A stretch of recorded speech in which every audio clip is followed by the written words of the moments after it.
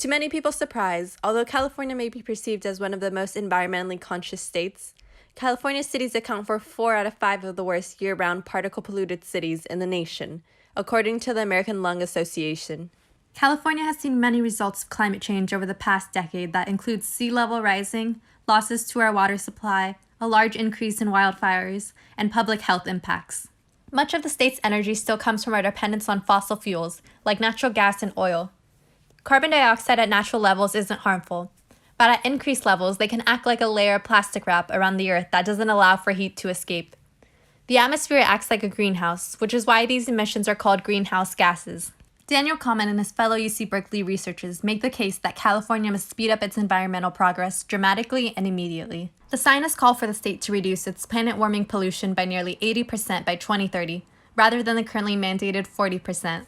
Nearly 85% of California's population live and work in coastal counties. The sea level along California's coast has risen 8 inches in the past century and is projected to rise by as much as 20 to 55 inches by the end of the century. A 55-inch sea level rise could put nearly 500,000 people at risk of flooding by 2100 and threaten $100 billion in property and infrastructure, including roadways, buildings, hazardous waste sites, power plants, and parks.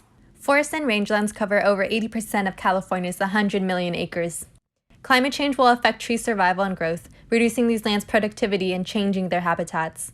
Climate change also makes forests more vulnerable to fires, which affects our air quality and atmosphere.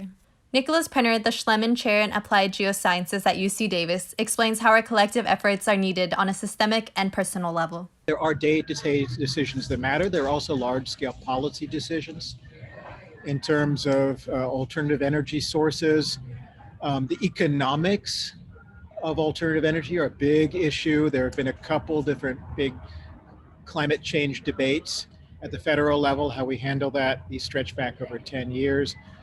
We should engage in those debates and make the hard decisions, both at a personal and policy level.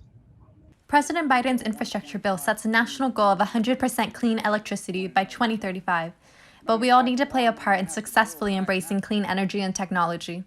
There are things each of us can do to minimize our environmental impact. In California, we can do our best to reduce our energy use in homes, cars, and businesses, while better leveraging the cleaner energy resources available across the state.